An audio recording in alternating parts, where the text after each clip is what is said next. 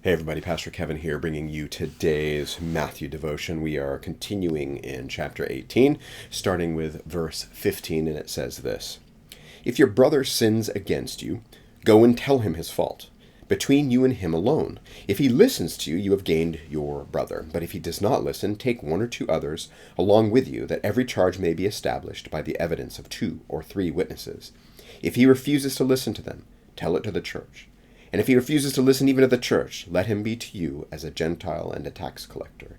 Truly I say to you, whatever you bind on earth shall be bound in heaven, and whatever you loose on earth shall be loosed in heaven. Again I say to you, if 2 of you agree on earth about anything they ask, it will be done for them by my Father in heaven. For where 2 or 3 are gathered in my name, there am I among them. So this text has a couple of interesting points in it, and there's a lot of different ways we could go. One of the first, though, I think, is just simply recognizing that this section began, or just look at the couple of previous sections. It talks about, who, the disciples asking for who's the greatest, and then Jesus saying, hey, you got to be like this child in the sense of his where he stands in the pecking order of authority. See yourself that way. And I think that actually establishes how you might look at others and give them, more value and so forth. And then it's, there's this idea of cursing, those who would actually cause one to stumble. Man, it would be better for you to be dead for all intents and purposes, right? So you have this line of thought flowing through here. And also the idea of God the Father will chase down the one stray, leaving the 99. And that's not saying he's not caring about the 99. In all likelihood, the 99 are cared for already in a sheepfold. He realizes one's gone, and he does whatever possible to go find him, right? So in the context of this, now we have this concept of, what do you do? So what do you do when you find a brother in sin? What if you find one that's straying, one of those lost straying people that God cares so much about? And this whole section's about, how do you bring them to restoration and reconciliation? How do you, and you can't do that without pointing out what's wrong, right? And I think we have trouble with this. Oftentimes we're afraid to say this is wrong. And now granted, I think we should be very careful. We don't just go pointing out other people's sins in some cavalier way.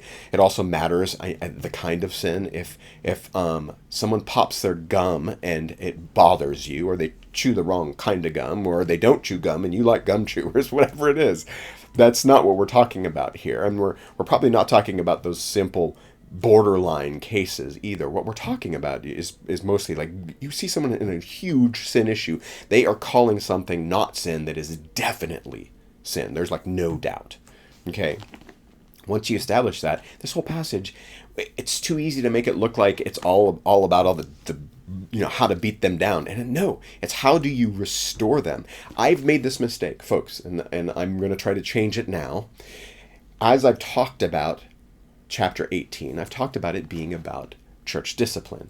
And while that's true in a sense, I think it's probably better to see it as church restoration or reconciliation. It's how do you bring one back into the fold? How do you make them anyway, you're inviting them back in, and you're restoring them to where they should be, because that's where God wants them. God wants to chase down those. So how do we go and chase down them, and how to chase them down, and how do we bring them in? And that's what this is about.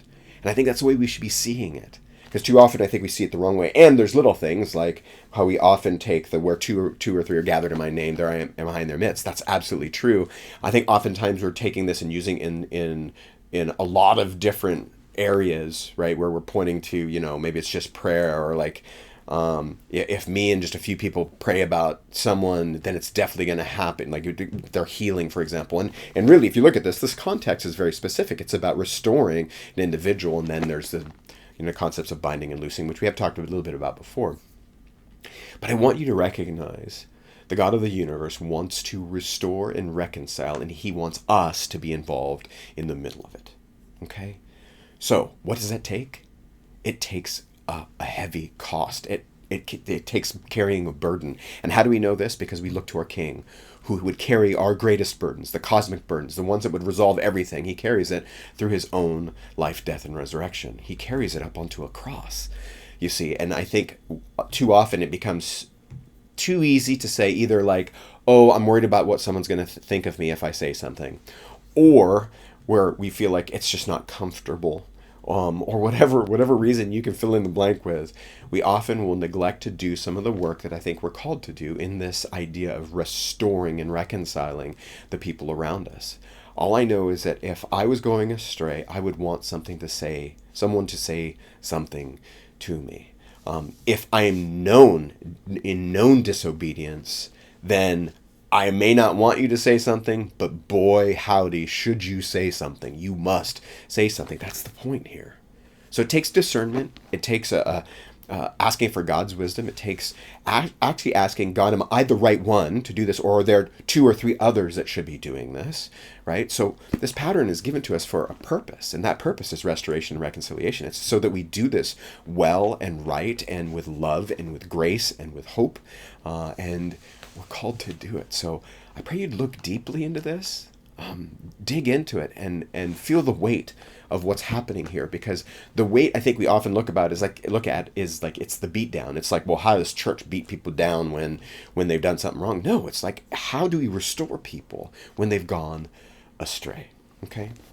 All right. Well, think about that. Maybe there's some people in your life that you should be thinking about through this with. Okay. Father God, thank you for this day. Thank you for your word. Thank you for just this wisdom that we can actually take it. You have set a course for us and how to actually help restore people back to you, help to be a part of that process, and help us bring it into kind of how we operate in the kingdom. Make it something that we do naturally and that we're looking to all the time, not outside and over the fence to people we don't know, but mostly to the people we do and who we have a voice in their lives, and we know that you have called us to speak into their lives. Help us to do that. Open up those doors for us, and help us honor you and give you glory every single day. In Jesus' name, amen. Okay, we'll see you next time.